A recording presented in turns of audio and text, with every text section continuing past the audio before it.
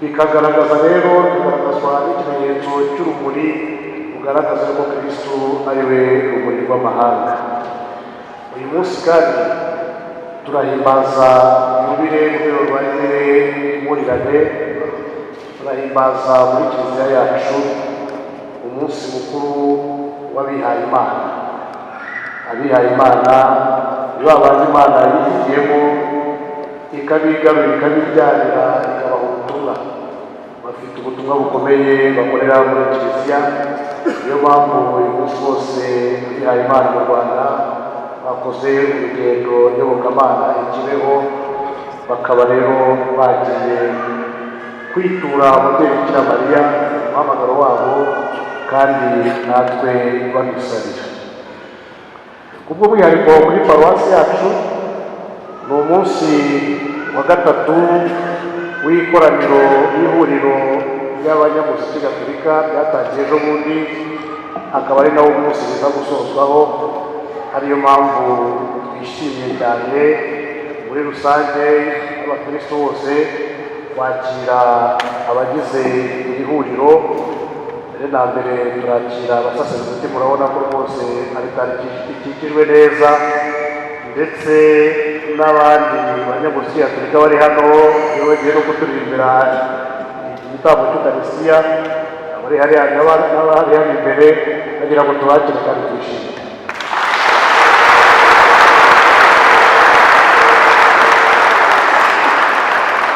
Baraza no kugira umwanya wo kutubwira ijambo rijyanye n'ubutumwa bwabo. Muri gitambo cya misa kandi turifatanya n'umuryango wa Pierre Bizimana ushimira Imana ibyiza yabakoreye. Umuryango wa Viana Muvunangoma na Nshuti n'Inka barashimira Imana nabo ibyiza yabakoreye.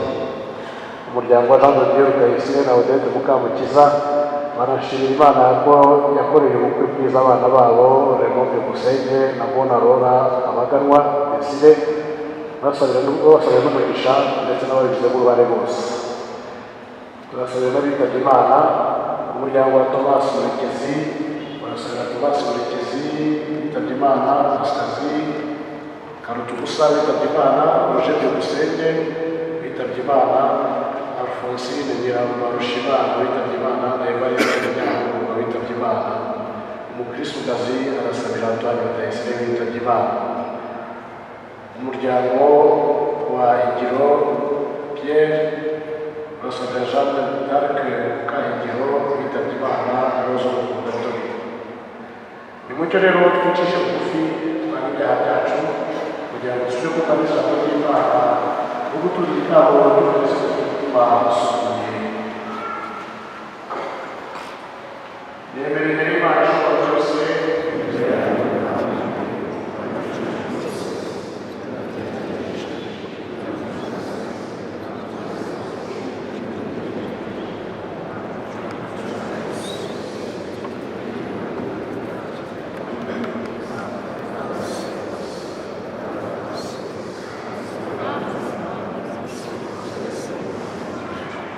Amen.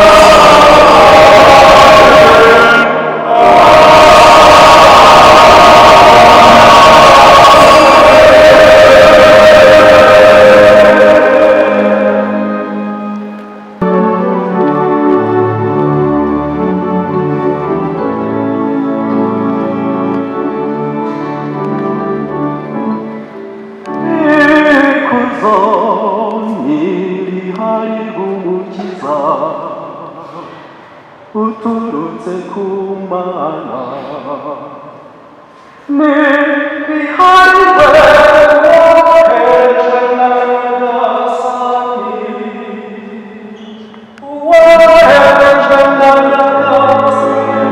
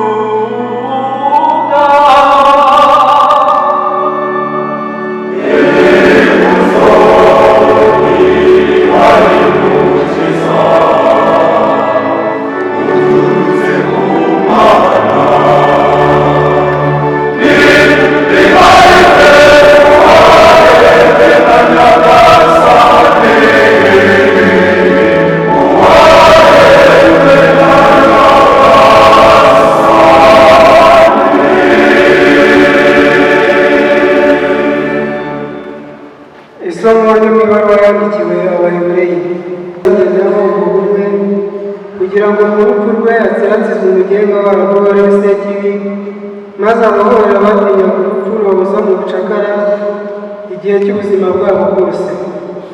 Koko ntiyaje atabaye abamarayika, ahubwo yaje atabaye nk'umuntu w'Aburahamu. Kubera iyo mpamvu yagombaga kwishushanya n'abavandimwe be muri byose, akaba umuherezagitambo mukuru w'umunyampuhwe kandi wishyikira ku Mana ngo ahanagure ibyaha by'imbaga. Ubwo we yababaye kandi akageragezwa, ashobora no gutabara abageragezwa. Iryo ni ijambo ry'Imana.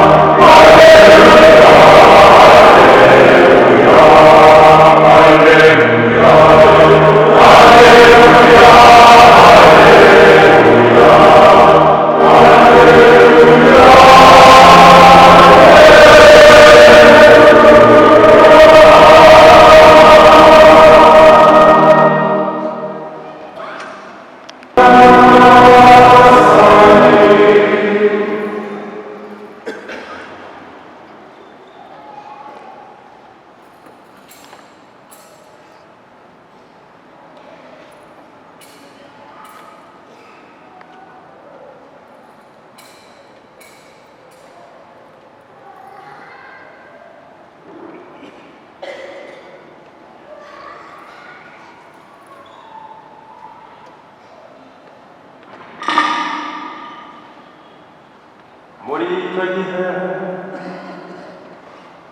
umunsi w'isukurwa ryabo ndetse no gusanganira ababyeyi ba Yesu bamujyanye i Yerusalemu kumutura Nyagasani nk'uko byanditswe mu itegeko rya Nyagasani ngo umuhungu wese w'imfura azayihabwa umwihariko wa Nyagasani bazajyana gutura igitambo cy'impunzi cyangwa inuma y'ibindi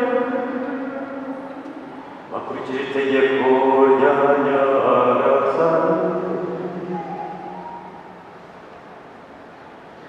Icyo gihe i Yerusalemu hari umuntu witwaga Simewoni, yari intungane kandi yubaha Imana, yari ategereje ihumure rya Isiraheli kandi uwo mutagatifu yari amurimo. Byongeye Roho Mutagatifu yari yamuhishuriye kutazapfa atabonye Kristu wa Nyagasani. Nuko Simewoni aza mu rugo abibwirwe na Roho Mutagatifu. Igihe ababyeyi b'umwana Yesu bamuzanye ngo bamurangizeho ibyategetswe, nawe amwakira ubwabwe ashima Imana ati, Nyagasani, noneho sezere umugaragu wawe mu mahoro nk'uko wabivuze,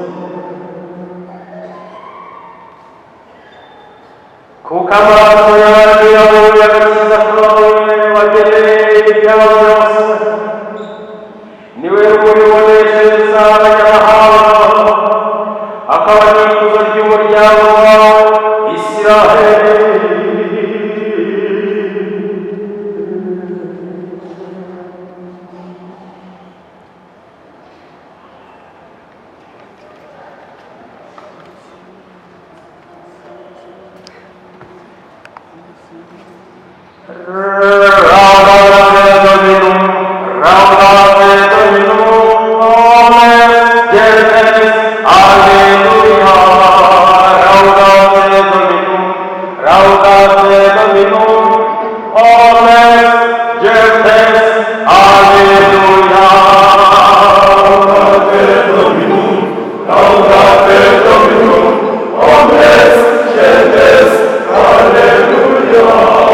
Laudate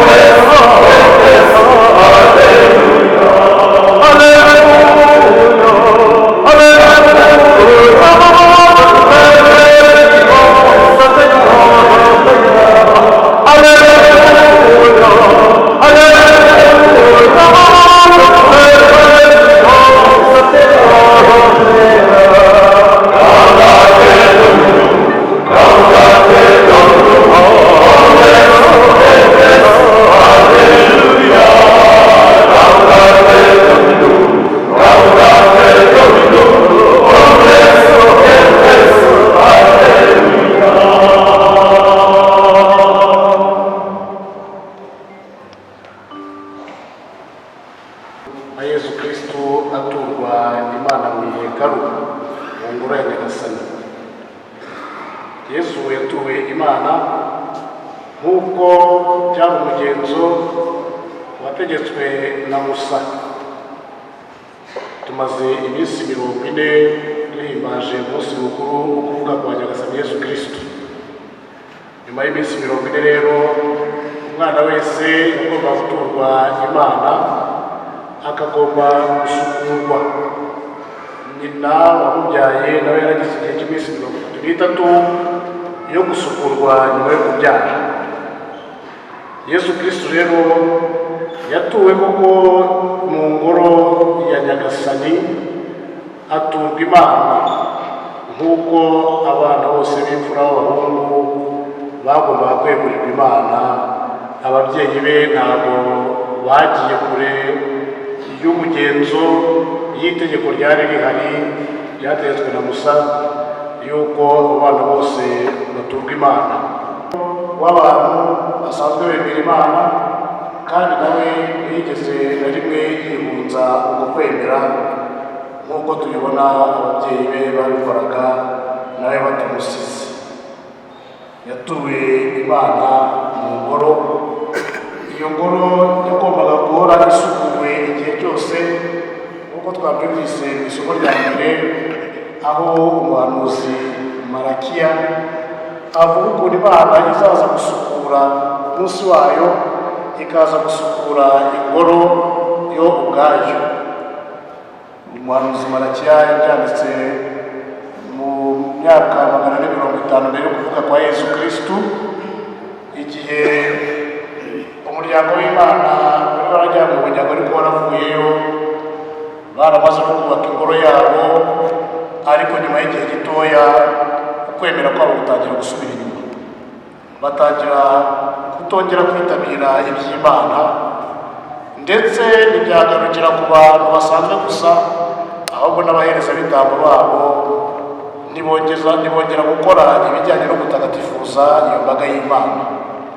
Nibwo rero Imana ituma umuhanuzi kugira ngo aze abakangure, bongere bagane Imana nk'umuremyi, nk'umubyeyi wabo, kuko bari barabifitanye amasezerano. Imana ivuga uti nzababera umubyeyi namwe mumbere abana. Kuba abana b'Imana rero byasaga birimo genda bikendera. Niyo mpamvu umuhanuzi Malakiya avuga ko Imana ubwayo izaza gusukura iyo ngoro. Iyo ngoro rero abakristo bavandimwe, natwe tugira ingoro tubarizwamo, aho duhurira n'Imana, ariko iyo ngoro ishobora kuba nawe ubwawe, kuko imibiri yacu ari ingoro y'Imana nk'uko Roho Mutagatifu abitwibutsa. Iyo ngoro ushobora gusanga natwe itubwira ko natwe Imana hari igihe izaza kudusukura. Ariko mbere y'uko tugera aho ngaho, igihe twumvise ubutumwa bw'umuhanuzi Malakiya, natwe ni umwanya wo kwisukura mbere y'uko Imana ubwayo zikatugeraho, kandi tukisukurira mu Mana, kuko ubwo yaturemye muri n'igiterera natwe kubana nayo. Twumvise rero guturwa Yesu Kristo mu ngoro. Ingoro iragarutse ko bitari umugenzo gusa, ahubwo cyari igikorwa gihurirwaho n'Imana n'abantu ubwabo. Iminsi hashize nk'ukwezi, hari umuntu wakomanze iwacu hariya, turamufungurira avuga ati ese ko twaje kuba mu bitaro biri hafi aha ngaha, byashoboka ko igihe umwana azavuka uzahita umubatiza? Ahubwo se tutabikoze twaba dukora iki? Nibwo rero umunsi ukurikiyeho batuzaniye umwana, duhita tumubatiza. Aravuga ati ntabwo nava mu bitaro ujyana umwana mu rugo ataraturwa Imana, muri iyi ngoro hano twicaye aha ngaha. Urumva rero umuntu wacengewe n'ubwo gusukurwa, umuntu wumvise neza agaciro k'abatisimu icyo ari cyo, avuga ati ntabwo najyana umwana utabatije. Ibyo rero byatumye uyu munsi mukuru duhimbaza natumye ntekereza kuri uwo muntu. Sinawe wenyine na mbere yaho hari haje abandi babiri. Twebwe rero ugasanga hari igihe dutegereza amezi 10, imyaka 2, 3, 4, 5, 6, 7 oya ko ntabwo turabona mikoro, ntabwo mikoro y'abatiza, ntabwo mikoro ayatuma isakaramentu rigira agaciro kandi amikoro mbona y'imisi mikuru ni byiza rwose imisi mikuru, ariko usubira ko wabatirishije akiva mu bitaro umunsi mukuru utabaye cyangwa se utazaba ntabwo aricyo cyangombwa. Tujyane abana bacu mu ngorane gasini, tubajyane tubature Imana bakiri batoya. Abandi bati nta mwana twabajyana n'uburenganzira bwe, uburenganzira bwa muntu agomba guhitamo idini ashaka abantu baho ngaho yamukoresha ishaka. Oya, tumenye gutura abana bacu mu ngoro y'Imana, tubahe Imana ibijyanye hakiri kare ikimara kubarema ibagira abana kugira ngo bakurire mu byiza by'Imana, bakure nk'abana b'Imana uko bikwiye. Nicyo kintu cya mbere gikomeye cyane. Twumvise kandi ukuntu abantu bagiye baza mu ngoro, ababyeyi ba Yesu Kristo bamuzanye mu ngoro. Nyuma twumvise ko umusaza Simewoni nawe yaje mu ngoro azanywe n'Umwuka Mutagatifu, aje kuvuga ibyerekeye uwo mwana. Yewe ubundi w'umuhanuzikazi Ana nawe aje kuvuga iby'uwo mwana. Ntabwo baje kuko hasanzwe umuherezabitambo bahasanze abo ngabo batumwe n'Imana. Ni ikintu gikomeye cyane tutagomba gusubiza inyuma. Imyumvire y'iki gihe usanga ishaka ko abantu bavuga tubyumva umuntu ugendera twemera ari kugenda uzamugaragariza iwanjye sigomba kujya mu rugo kubera iki mu ngoro, kubera ko baba baje mu ngoro kubera ko bari bazi ko basanga Imana. Hari uburyo bwisumbuye gukora ibyo minsi yashize. Rero Eklezia ni ihuriro, tugira umuryango w'Imana Kiliziya aho uko turi kumwe, kwemera kugaragariza turi kumwe n'abandi. Byiza uba ufite, ariko Imana iratubwira kugira ngo itubwirire hamwe n'ijambo ryayo, itugaburire zacu mu ijambo ryayo, kandi inaduhaze mu binyamaraso bya Yesu Kristo. Duhazwa kuri izo alitari zombi, alitari y'ijambo na alitari y'umubiri n'amaraso bya Yesu Kristo. Hari n'uvuga ati ntabwo njyayo kubera ingorane runaka, impamvu runaka nari buhazwe, kuki se udahazwa? Ngwino nubwo bitaratunga guzahaza mu ijambo ry'Imana, naryo rigira duhaza kandi ridufasha. Ijambo ry'Imana rihaza roho zacu, niryo funguro dufite. Burya mu buryo busanzwe iyo udafungura uragwingira. Ijambo ry'Imana utarifungura rwose naryo uragwingira mu kwemera kwawe, ukaba kwagenda ugasanga roho y'umuntu yarwaye bwaki kubera ko idafungura uko bikwiye. Tugomba kuza no mu ngoro y'Imana kugira ngo natwe koko tubashe guhazwa. Iyo ngoro rero niho Imana duhurira ikaduhaza ku byiza byayo.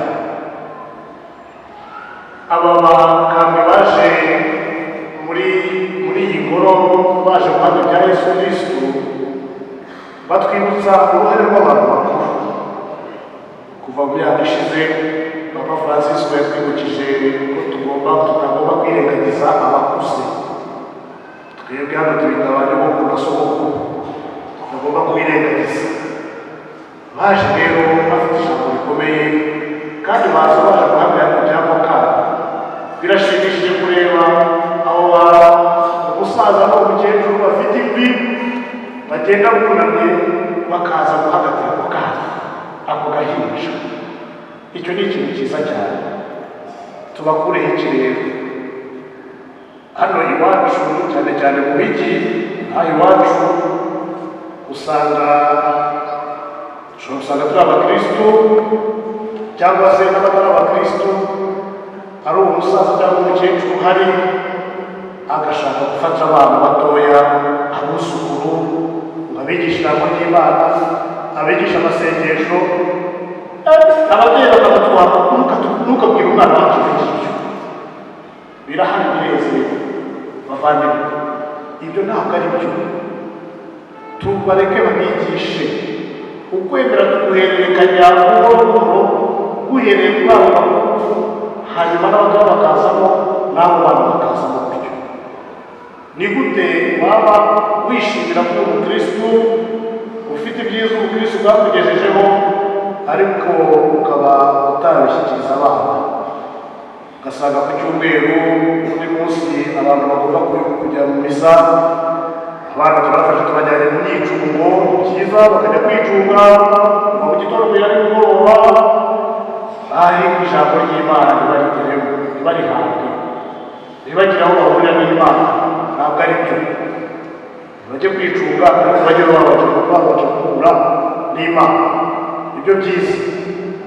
Aba bakuru bacu rero, abo basaza bakambwe, ni byiza ko uko kwemera badutoje tubareka bakadutoza n'abana bacu, babigisha amasengesho, abasomera ijambo ry'Imana, bababwira amateka ya Yesu Kristo. Ibyo byose rero bifasha mu kwemera k'umuntu akagukuriramo. Twibukije kandi ko twibutse ko uyu munsi ari n'umunsi duhimbaza muri Kiliziya, umunsi mukuru w'abiyeguriye Imana. Abiyeguriye Imana ni abantu batorwa mu bandi, hanyuma Imana ikabashyiraho, ikabaha umuhamagaro wihariye kugira ngo baze kuyifasha gutagatifuza imbaga y'Imana. Abo bantu rero nabo bakwiye igihe cyose muri Kiliziya mu gufashwa gukomera mu kwemera, gukomera mu muhamagaro no gukomera mu butumwa. Ibyo bigatuma rero natwe dutekereza yuko dusubiza icyifuzo cya Yesu Kristo avuga ati nimusabe nyir'imyaka neza abasaruzi, kuko imyaka yeze ni myinshi ariko abasaruzi ni bakeya. Nibyo ni bakeya pe. Iryo sengesho tujye turihoraho, turihozaho, ari ukugira ngo Imana ikomeze dutoremo abana bayo bagenda bakayiyegurira burundu, ariko natwe twibutse n'abandi, dushishikarize n'abatoya nabo kumva umuhamagaro, ntitukabace intege. Hari igihe twumva ari byiza yuko tugira abapadiri benshi, tugira abafureri benshi, tugira ababikira benshi, tukumva ari byiza cyane, ariko tukumva ko byaba byiza kurushaho ari umwana wawe ugiye uwanjye atari ngoya runaka w'abandi rero bireba ibyo byiza. Njye ntabwo bireba hoya, twese biratureba. Umwana wawe murebe ku gikristo, umwibutse ko umuhamagaro urimo, hanyuma ijwi ry'Imana nawe azajye muri abo bagomba kw'Imana bakamamaza inkuru nziza, nk'uko n'ababana gushyingirwa basezerana, nabo rero bagira amasezerano basezerana Imana. Amasezerano ari ubutatu: basezerana ubukene, bagasezerana ubumanzi, bagasezerana no kubaha. Ibyo bintu uko ari bitatu. Ibyo rero uko ari bitatu binyuranye n'imyumvire y'isi. Niyo mpamvu usanga nyine abashaka kwitabira umuhamagaro ari bakeya, kuko izigiye ntabwo ishaka kuva ku bukene bubaho. Ubukene hari ugeze kubwira atari bwabasaza gusezerana ubukene, ntabwo izo dufite ugasezerana ubukene, ariko nuko aba yakumvise nabi. Abandi bativuze ko tubona dufite ibintu byinshi, ubwo bukene buri hehe? Ubukene abihaye Imana gusezerana ni ukutigwizaho imitungo ukuvuga no kumenya gusangira n'abandi ibyo ufite. Ntabwo uzasanga uwihaye Imana yifisheho imitungo avuga ati ni iyanjye, kubera usanga yongera yamubereye n'ikigirwamana, ahubwo ubwo bukire buzaba ari ubukire busanzwe n'abandi. Niyo mpamvu uzasanga kiliziya abajya mu kiliziya ifite amashuri ni byiza, none abafite amashuri yigamo si abana b'Imana bigamo. Kiliziya iharanira gufasha mu gukura no kwikura muri bwa bukene bwa mbere ni mu mutwe, ikajijura abantu n'ubujiji nicyo kibi cyane, nicyo kintu kibi cyane, ikabakura mu mwijima. Ubwo bukene rero ni bwa bukene budaharanira ubutunzi, ahubwo bwa butunzi bugomba gusangizwa abana b'Imana cyangwa kudashaka. Ubwo bumanzi ni bwa bundi bukura umuntu bukamukura kwiyumva ko yifite urukundo rwe, kandi urukundo rwe rugomba kwimarira kwibumira mu muntu runaka, ahubwo akegurira umutima we abantu bose. Abandi baturuka byemera isi ntagira izuba bihagije, namwe tugiye kwanga kubyara. Oya, uwasezeranye umumanzi aba ari umubyeyi w'abana bose, aba ari umubyeyi w'abantu bose. Ubwo bwa bumanzi urukundo rwe ntabwo rwirundurira ku muntu umwe cyangwa ku bantu bakeya mu muryango mutoya, ni rwa rukundo rwakira abantu bose. Ubwo rero bwa bumanzi umutima umuntu agomba kuba afite mu mutima we, umutima wegukira Imana n'abana bayo, ubwo bwa bumanzi. Bagasezerana kandi kumvira no kubaha. Uti ni gute umuntu afata uburenganzira bwe ntabukoreshe uko ashaka, kuko isi y'iki gihe ishaka ko nkora icyo nshaka, gukora icyo nshaka nawe ukora icyo ushaka ni akazi kawe. Uburenganzira bwanjye, uburenganzira bw'abana, uburenganzira bw'abagabo, uburenganzira bw'urubyiruko, uburenganzira bw'abagore. Isi y'iki gihe ishaka kumva uburenganzira bwo gukora icyo ushaka. Oya, ntabwo ari byo, ntabwo ari ukugira ibyigenge. Icyo Imana rero ihaye Imana ni ukumenya kubaha amategeko y'Imana, kubaha ugushaka kw'Imana binyujijwe mu abakuru b'uwo muryango, kubaha icyo amubwiye, kubaha itegeko, kubaha ko yakwirwa akavanwa aha akajya ahandi. Usanga rero rimwe na rimwe hari igihe abakristu cyangwa se n'abandi bantu dushobora kubera abihaye Imana ibigusha. Padiri wacu uramusenyere kujyanye hajya kubera cyane n'utwaye twari tumaze kumenyana tugejeje kuba tugeze ahantu heza, n'ahandi ntagereraho akora ibyo byiza, n'undi uzaza abazaza kumeza ibyo byiza. Twari dufite rwose umuyobozi mwiza, none mu ishuri ryacu none bamutwaye, pasiteri wacu mu buzima none bamutwaye. Rimwe na rimwe tukabajya no mu matwi. Oya, niba kubikora ntuzabyemere. Oya, ntabwo ari byo, umubereye ikigusha yagombye kubwira ati oya jya inyuma ya gishitani, kuko ibyo biri ukuvuga ntabwo bijyanye n'icyo Imana ishaka. Tugomba rero gushyigikira abavandimwe bacu kugira ngo igihe cyose babashe gukora ugushaka kw'Imana. Tumve rero icyo Imana itubwira, twinjire mu rumuri rwayo iduha kuri Yesu Kristo uturwa mu buhoro, kandi dusabe Roho Mutagatifu akomeze imitima y'abegurirwa Imana, ikomeze n'ubutumwa bwabo, maze igihe cyose bazakore ugushaka kw'Imana, bakore ikinyuze Imana kandi bakore ikihesha ikuzo. Nyagasani Yesu nabane namwe.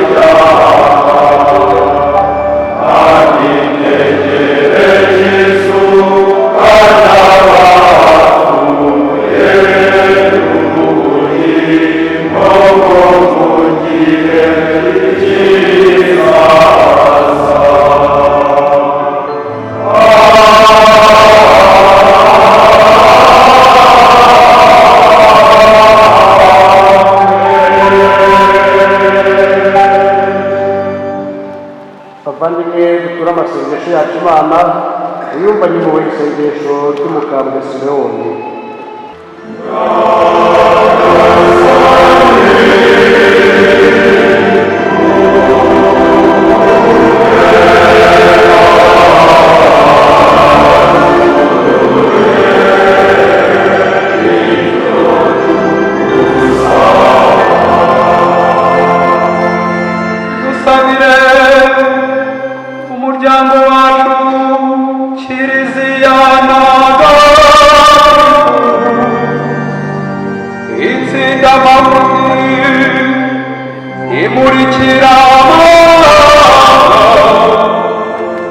abantu bose bayoboke umukiza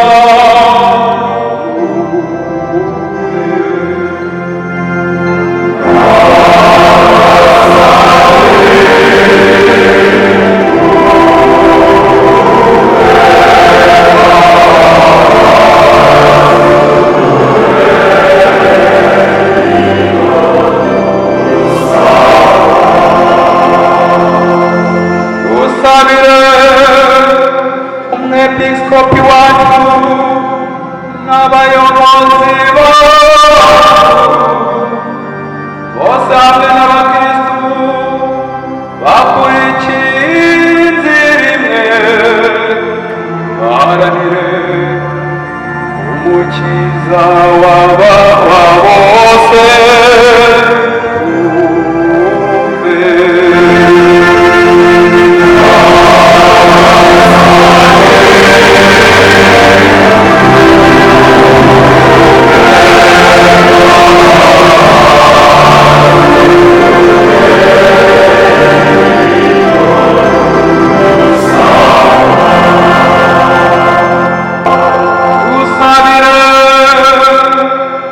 ababyeyi bacu badutuye imana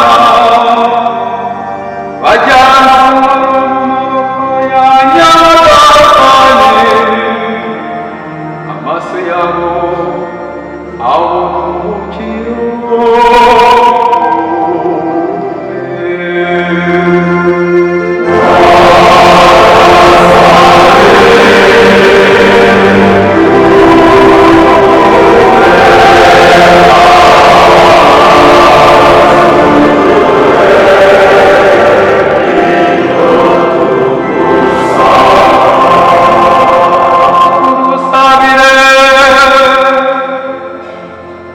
abateraniye hano mu ngoro y'Imana,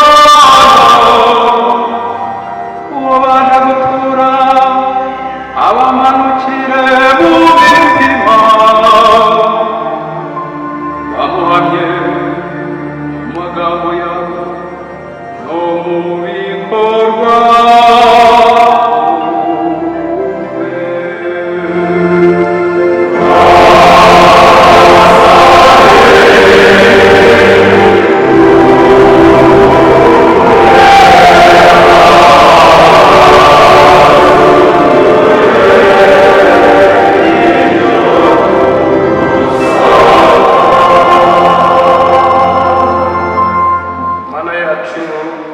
amasengesho y'abasekuruza bacu bari bategereje umwana wawe iminsi myinshi, turakwinginze uduhe natwe kuzareba mu ngoro yawe umwana wa Yesu Kristo umwami wacu.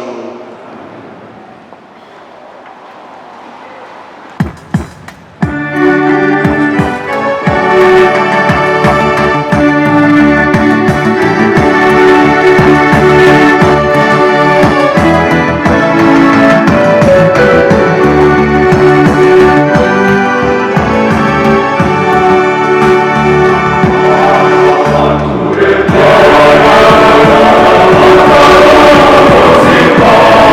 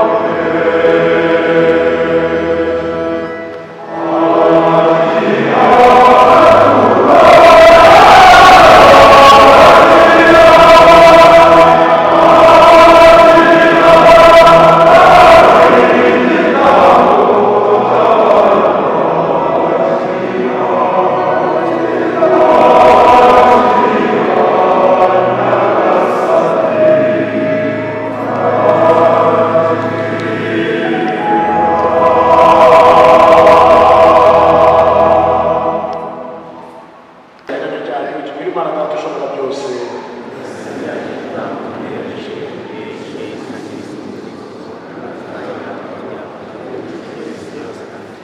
Dusabe Nyagasani Mana yacu turakwinginze, washatse ku mwana wawe w'ikinege ntabwo itagira inenge, apereza igitambo kugira ngo isi yose ibone ubugingo, nongerwa n'ibituro kiliziya imwereje yasanze n'ibyishimo, ubwa Yesu Kristo umwami wacu.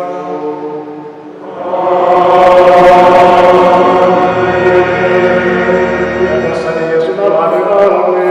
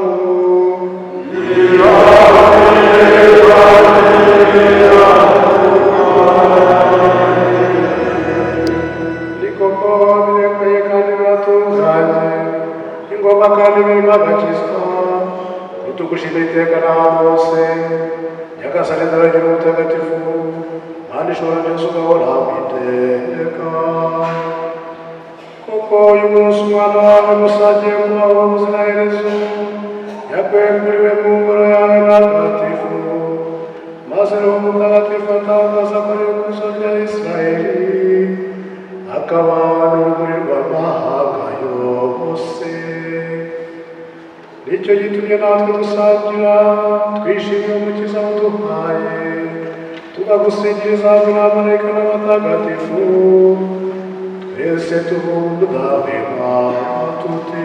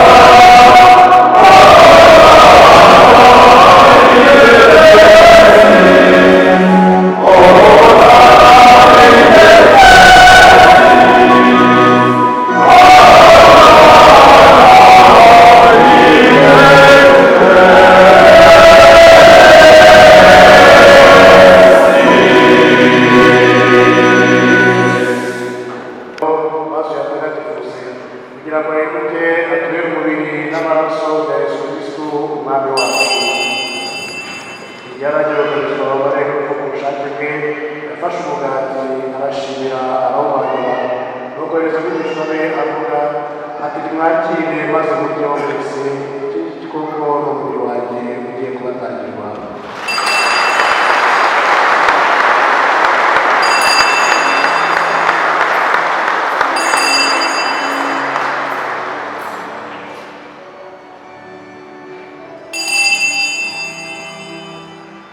Nk'uko yaramaze kubigenza barangije kurya afata inkongoro nanone arashimira nuko Yesu abigishwa be avuga ati nimwakire maze munyweho mwese iki koko ni inkongoro y'amaraso yanjye y'isezerano rishya n'abeza b'Uwiteka agiye kumererwa mwebwe n'abandi bose kugira ngo mugire imbabazi z'ibyaha.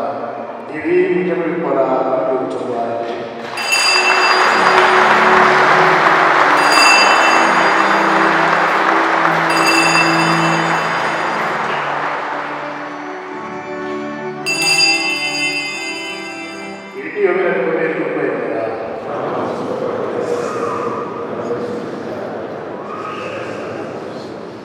None rero Nyagasani, igihe tuvuga uko n'izuka ry'umwana wawe tugutunga tutamugingo hamwe n'uburuhukiro tugushimira ko watumye tureka no kugushengerera kuguriza amaturo kandi turakwinginga twiyobeje turebe abasangiye umubiri n'amaraso bya Kristo wo mutagatifu tuguze twunge ubumwe. Nyagasani wite kiliziya yawe ku isi hose maze wihe urujya mbere mu rukundo hamwe na Papa Francisco n'Umwepiskopi wacu none Kardinali Kambanda n'abaturage mu Rwanda bose.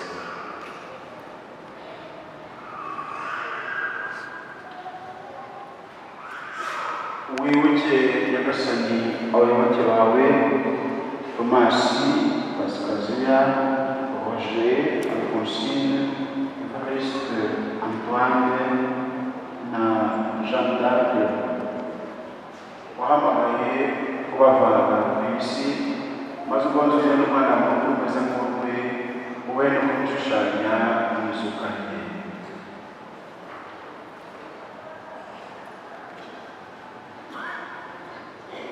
Wibuke kandi n'abavandimwe bacu bapfuye bafite icyizere cyo kuzazuka hamwe n'abandi bose bapfuye usanzwe ufitiye impuhwe maze ubakirire mu rumuri ruturukaho.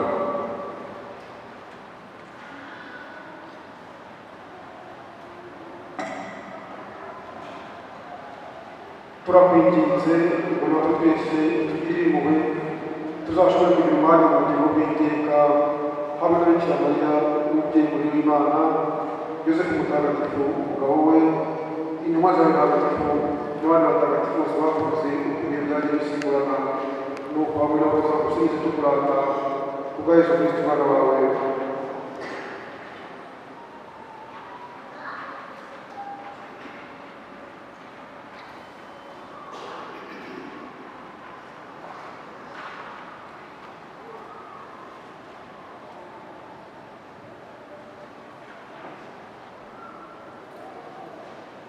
Dawe Imana yose, icyubahiro cyose n'ikuzo rwose, ubishyikirizwa na Kristo, ukabwirwa hamwe nawe, ukabihererwa muri we, ubwe bwawe butagatifu, ukwiriye bihora, bisimburana iteka.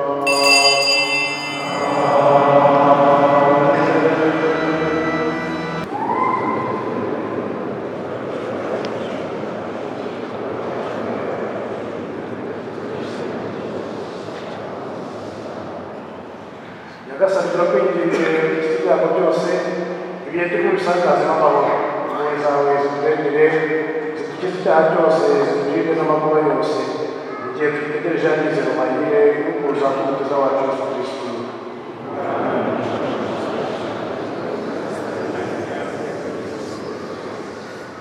Nyagasani Yesu Kristo wabwiye intumwa zawe tubasigiye amahoro kandi amahoro yanjye ntiwite ku byaha byacu ahubwo twemera kwa kiliziya yawe maze ku bushake bwawe y'amahoro kandi wumvire mu umwe wubaho ugateka iteka ryose. Nimugire iteka abana nyagasani. Urukundo rwa Kristo rutwifuzanya amahoro.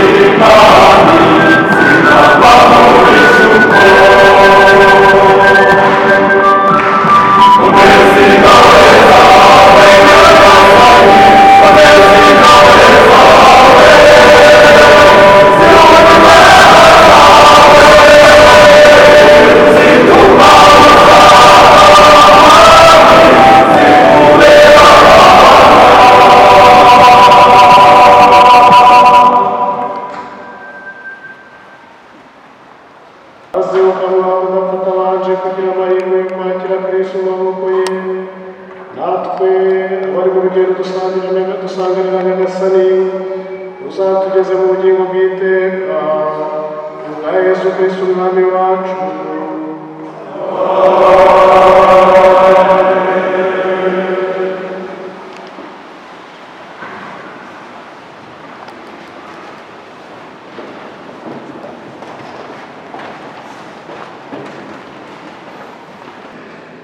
Ibisingizo byose ibiharirwe n'abasani bagira urukundo rwuje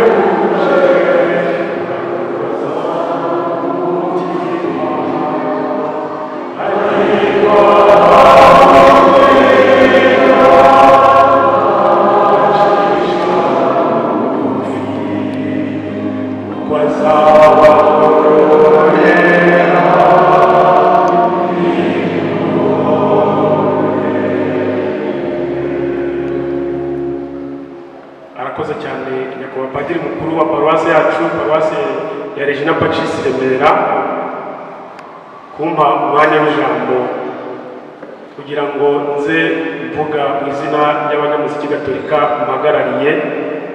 Njye nkaba nitwa Eliyazari Ndayisabye, umukristo wo muri paruwasi ya Regina Pacis Remera.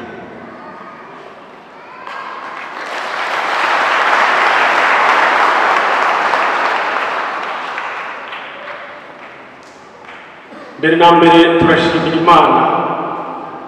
turashimira Imana kuko ari isoko y'icyiza gusa. Turashimira Imana kuko ariyo yaduhaye ingabire, ariyo yaduhaye umuziki. Turashimira Imana kubera ko muri uyu mwanya turi aha ngaha muri paruwasi ya Regina Pacis duhujwe n'izo mpano zitandukanye Imana yahaye abana bayo bo hirya no hino mu gihugu. Ihuriro ry'abanyamuziki gatolika mu Rwanda ryatangiye mu mwaka wa 2015, tukajya tugenda tugira inshuro duhura. Ubu tukaba tugeze ku nshuro ya 7. Buri huriro rero riba rifite intego y'uyu mwaka ikaba igira iti twunga ubumwe mu ndirimbo za liturujia.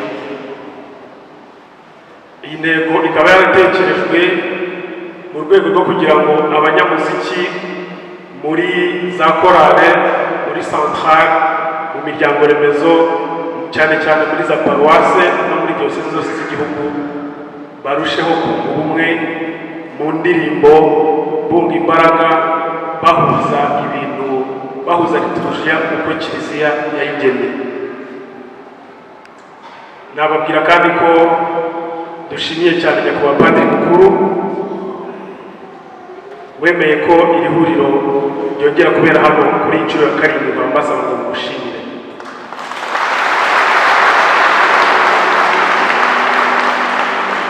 Nyakubahwa padiri mukuru uje gusimbura nyiricyubahiro Jean Bosco Ntagungira, umwepiskopi wa Butare, ari nawe waduhaye icyicaro gikuru cy'ihuriro ry'abanyamuziki gatolika mu Rwanda hano kuri paruwasi ya Regina Pacis. Turabashimira cyane ko mugera ikirenge muke mudufasha kugira ngo ihuriro ry'abanyamuziki gatolika mu Rwanda rikomeze kwaguka kandi rikomeze kugirira akamaro kiliziya. Turashimira cyane nyiricyubahiro Antoine Kardinali Kambanda watwoherereje kuko atabonekaga, akatwoherereza igisonga cye Musenyeri Kazimir kugira ngo aze gutangiza ku mugaragaro iri huriro rya 7. Tubashimire.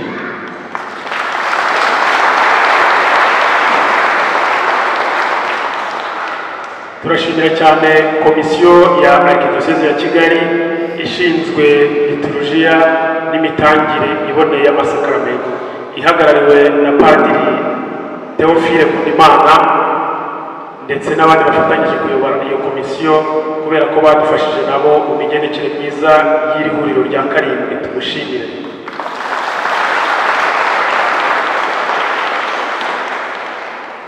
Mumfashe cyane gushimira abapadiri bose baduhaye ibiganiro muri iri huriro, kuko ihuriro riba ari amahugurwa, tukiga tugahuza ibintu byose tugendera ku nyigisho za kiliziya, cyane cyane ko ubundi intego y'ihuriro ry'abanyamuziki ihora igira iti ubumwe bw'abanyamuziki ni isoko y'umuziki unoze.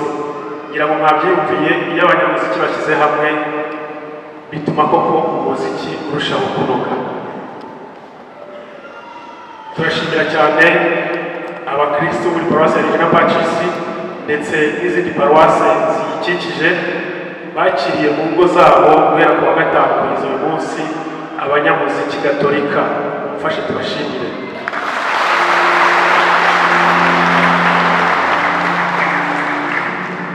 ibiganiro twagiriye mu ihuriro ry'abanyamuziki n'ibyo biganiro byagiye biba hagati y'abanyamuziki ubwabo ubwacu, ndetse n'ibiganiro byabaye aho twabaga twahuriye n'abakristo muri izo ngo aho twacumbitse, byose bigamije kubaka umuziki wa kiliziya, kunga ubumwe mu ndirimbo za liturujia. ntabwo twakunga ubumwe mu ndirimbo za liturujia tutifatanyije n'abakristo, abakristo gatolika, abakristo bafite ukwemera guhamye, abakristo bakunda Imana kandi bahora bayisingiza, haba mu byiza haba ndetse no mu bibi no mu gihe cy'amage. Nyagasani aduhora hafi, akaba ariyo mpamvu tugomba kujya duhora tumuririmbira, tukajya tugomba duhora tumubera abana beza. muri urwo rwego mpamagariye abanyamuziki bose bitabiriye iri huriro aho bicaye ngo bahaguruke akanya gatoya basuhuze imbaga y'abakristo.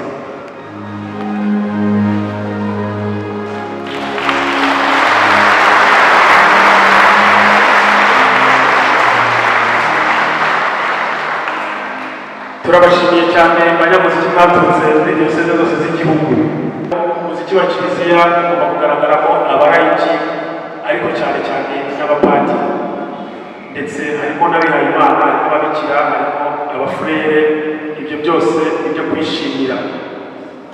ubutumwa bw'icyubahiro Vincent Habimana, perezida wa komisiyo y'abepiskopi ishinzwe liturujia n'imitangirwe y'amasakaramentu, yageneye kandi yahaye abanyamuziki umunsi w'ejo hano mu ihuriro, yagarutse cyane ku ruhare rw'umuziki muri liturujia. umwanya ndagira ngo tuze ku ijambo umwe mu bapadiri bari muri huriro barikurikiranye kuva ryatangira kugeza ubu ngubu, aze nawe kuza kutugezaho ijambo anatubwira imyanzuro, kuko imyanzuro ifatirwa mu ihuriro ry'abanyamuziki gatolika igenda ikagira akamaro mu makorali, mu masantarare n'ahandi hose dukorera ubutumwa abanyamuziki tukarushaho kunga ubumwe. turabashimiye rero mwese mwaje muri iki gitambo cy'Ukarisitiya, kongera gushimira Imana kuko ari isoko y'ibyiza gusa. mwese Imana ibahe.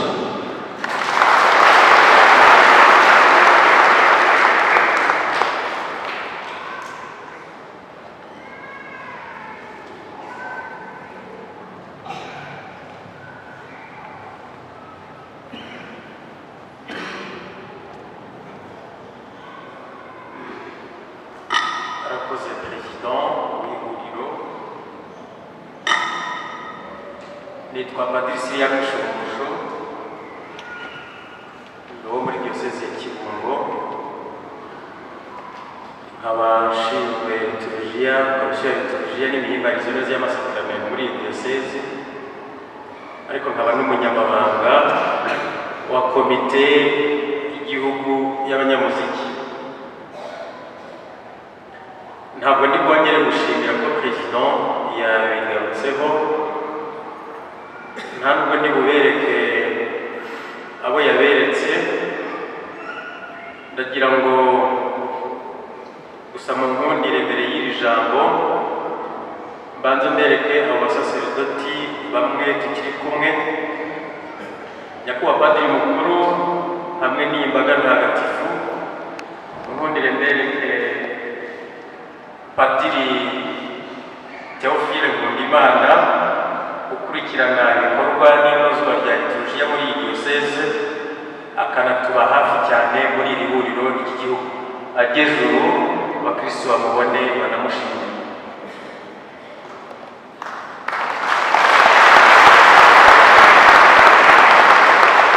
nabereka Padiri Fodouard waje uhagarariye umwe mu episkopi wa diyosezi ya Butare, Musenyeri Yohani Bosco Ntabungira, akaba nawe ari umunyamuziki ukurikiranira bya hafi by'ubuhanga kugira ngo agere kure. Hari Padiri Pio Nyandwi waje uturuka muri diyosezi ya Kabgayi, akaba nawe ari umunyamuziki, umuhanzi n'umucuranzi wemewe agejuru abaramutse. Hari Padiri Sangwa Egide, akaba umupadiri wa diyosezi ya Kibungo, umunyamuziki ariko akaba na doyen w'abanyamuziki, omoniye w'abanyamuziki muri doyenne ya Rusumo. Yaje kuduherekeza. Ndabereka komite y'igihugu y'abanyamuziki aho bari hose bahagurukire rimwe, hanyuma baramutse.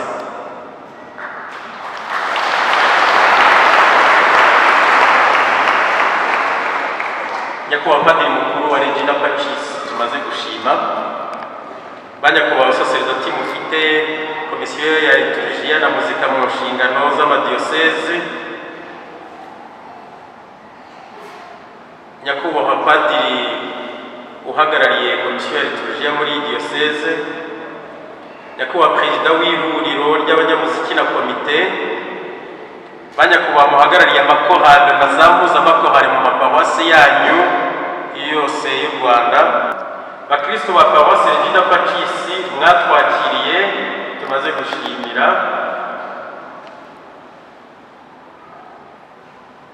tukaba ndetse twanasangiriye hamwe kwizihiza ibi birori by'umusogongero w'ubukwe bwa Ntama.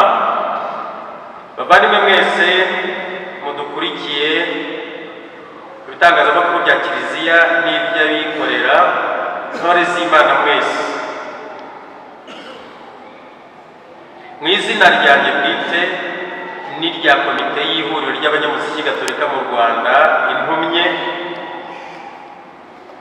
nyuma yo kubaramutsa ntewe ishema no kwibutsa urugendo rw'ihuriro rw'abanyamuziki gatolika n'uruhare rwabo mu iyamamaza ry'inkuru nziza ya Kristu muri Kiliziya ye. Tumaze kumva igihe ryatangiriye mu mwaka w'2015, ubu rikaba rero riteranye ku nshuro yaryo ya 7, rikaba rimaze kugira ubunararibonye, amategeko n'ubuzima gatozi muri paruwasi ya Regina Pacis, ubu ngubu aho rifite icyicaro byemewe, rikaba kandi rikibutegereje ku rwego rw'inama y'abepiskopi. Iri huriro ryibumiyemo abanyamuziki baturuka mu mpande zose z'igihugu ndetse n'abaturanyi bo mu gihugu cyane cyane cya Uganda, nk'uko n'ubu bamwe turi kumwe nabo, niba tukiri kumwe bagejuru tubaramutse.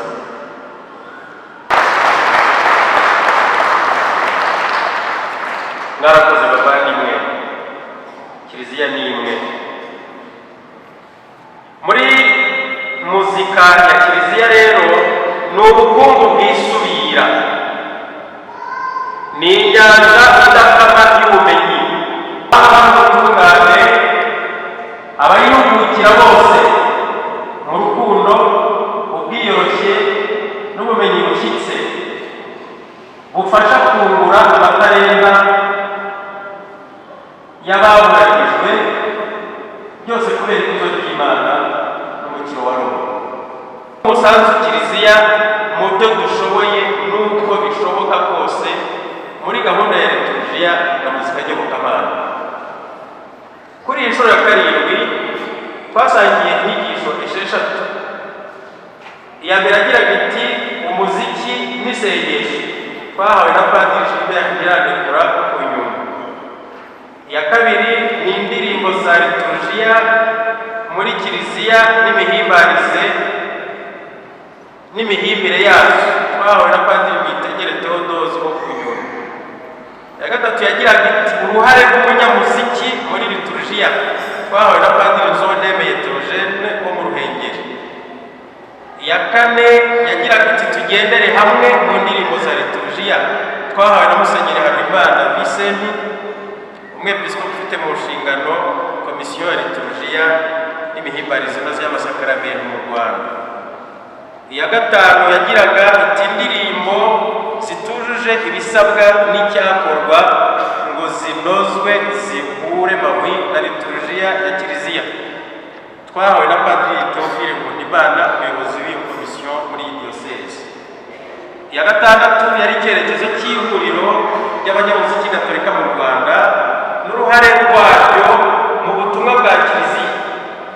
Twahawe na Padiri Serial Shumbusho n'ubigikomeza muri diyoseze ya Kibungo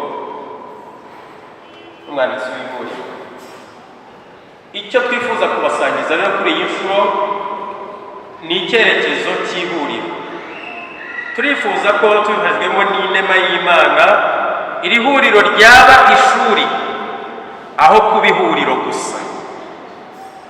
Amasomo atangirwamo akaba ateza imbere ubuhanga, icya mbere mu kuririmba bya gihanga, icya kabiri mu gucuranga bya gihanga, icya gatatu mu guhimbana ubuhanga indirimbo za liturujia izisingiza Imana n'izicengeza ukwemera zikanakugaburira, icya gatanu rikarenga kuba amahugurwa bikaba ihundamuhanga, isoko bose baza kuvomaho, mbese ku buryo ryaba nk'urugaga rw'ikeburaniro n'inozwa ry'umurongo mu by'indirimbo za liturujia n'izindi zose nyobokamana, byose byubakiye kuri komisiyo y'abepiskopi ishinzwe liturujia n'imihimbarizo inoze y'amasakaramentu nyuma y'uruhushya rwabo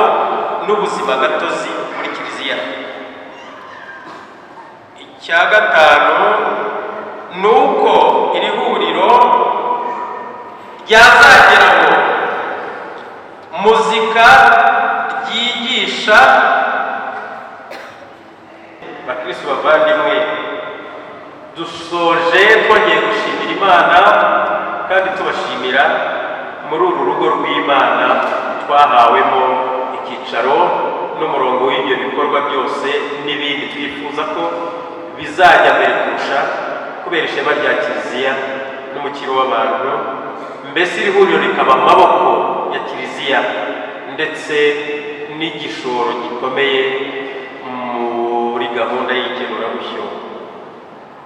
Ubu rero mu kanya turaza gusoza ihuriro rigena imyanzuro iyigenere hamwe turi butahane, tuzagenda akagenda idufasha, hanyuma buri munyamuziki wese akagenda atahanye certifica y'iri huriro rya karindwi izakomeza gufasha mu ireme n'amateka y'ihuriro ndetse n'ubuhanga uko tuzagenda tubusangira kurusha, mbese natwe iwacu mu Rwanda hakaza uwo mucyo n'urwo rwego rudufasha kunogera Imana no kunogera mu bwacu tubikesha ingabire ndetse no kwinogereza mu buhanga bugomba n'ubw'iby'Imana bidakonozwa.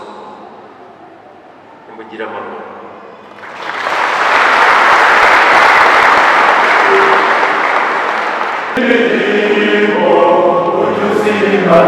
Amor,